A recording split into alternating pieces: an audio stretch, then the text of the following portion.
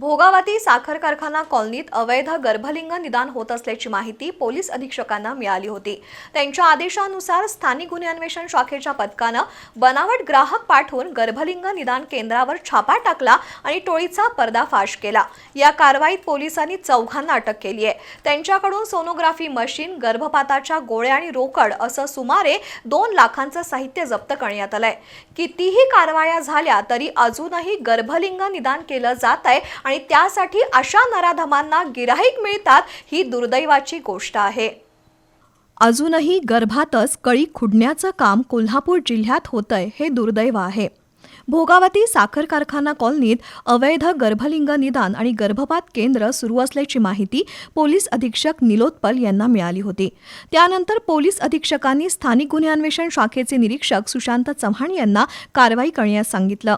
Police उपनिरीक्षक शेष मोरे, अंमलदार अंजली केसरकर, निकिता ठोंबरे, प्रवीण पाटील, दीपक घोरपडे, सतीश सूर्यवंशी या पोलीस कर्मचाऱ्यांसह डॉक्टर मृणालिनी पाटील फाळके, डॉक्टर उत्तम मदने, डॉक्टर धनंजय पाटील, ॲडव्होकेट गौरी पाटील, किरण गवळी आणि सामाजिक कार्यकर्त्या गीता हसूरकर यांच्या पथकानं मंगळवारी भोगावती साखर कारखाना कॉलनीत सापळा लावला। त्यासाठी एका गर्भवती महिलेला बोगस गिऱ्हाईक म्हणून त्या गर्भलिंग केंद्रात पाठवलं। त्या महिलेनं गर्भलिंग निदान आणि गर्भपात होत असल्याची माहिती दिल्यानंतर या पथकानं छापा टाकला।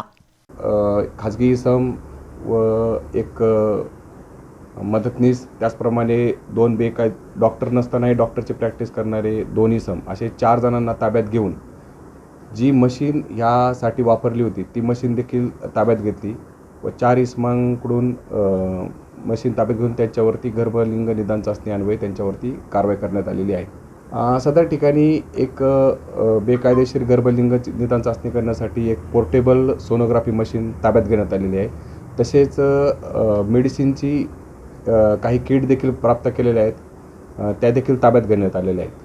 गर्भलिंग निदान आणि गर्भपात करणाऱ्या टोळीतील महेश पाटील, अनिल टिपुगडे, सुनील पाटील आणि श्रीमंत पाटील या 4 पोलिसांनी ताब्यात घेतलंय।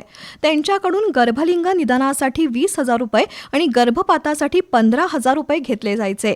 या केंद्रावरून गर्भपातासाठी वापरल्या जाणाऱ्या गोळ्या, सोनोग्राफी मशीन आणि रोख रक्कम पोलिसांनी जप्त केली आहे।